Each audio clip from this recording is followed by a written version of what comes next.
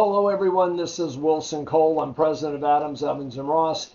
And I want to talk to you guys today about when you run into a company that just isn't paying you and they're just being nasty, kind of what you can expect once you start trying to collect from them. And I'm not talking about the company. And this is one thing that I have a lot of people say, Wilson, you've done this 30 years. I don't know how you haven't lost your faith in humanity. And I've said this many times, is that, working in this industry for 30 years has confirmed my faith in humanity. I can tell you, 98% of the folks that come through here for collections are good folks. They had every intention on paying our client. They misjudged cash flow. They had things bounce to the left when they should have bounced to the right. And the intention was to pay. You've got about 2% that are just of that less than stand-up element, but that's far and few between.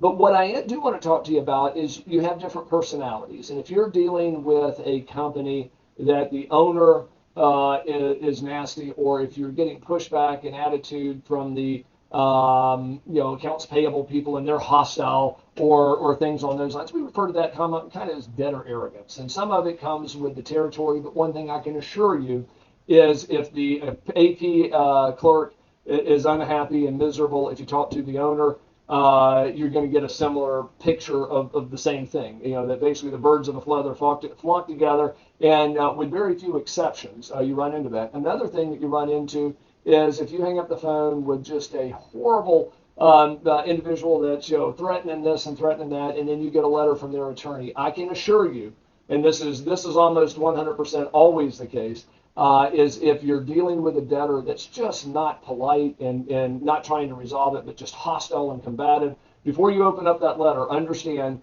that attorney is going to mimic his client. It's almost like, I raised 4 daughters and have 10 grandkids and all of that good stuff. Not to say that they were always perfect, and God knows grandkids aren't either. But if you ever see somebody with just a horrible kid, if you ever go over and complain or whatever, they raised them, they're not going to do it. Same way with if you have a horrible AP person or a CEO of a company, they just all kind of gravitate around that. Now, talking with the owners, talking with the AP clerks, just kind of keep your cool, keep bringing it back to when is this going to get paid. There's no reason to be abusive or to mimic that.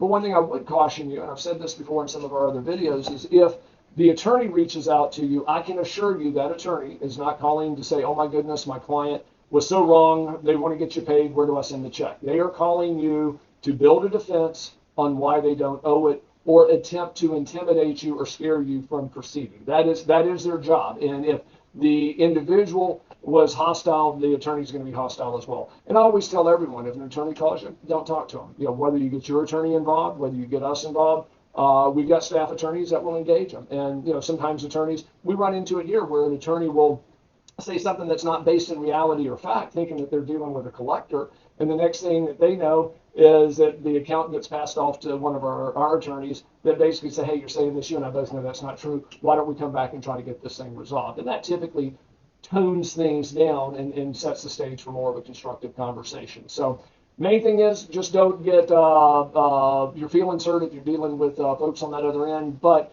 if the owners or the CEOs are unreasonable and hostile, their attorneys are going to be hostile as well. If you have an issue that we can help you with on collections, by all means, don't hesitate to give us a shout. You can click on the link, set up a time for you to talk with either myself or one of our staff attorneys. Thank you.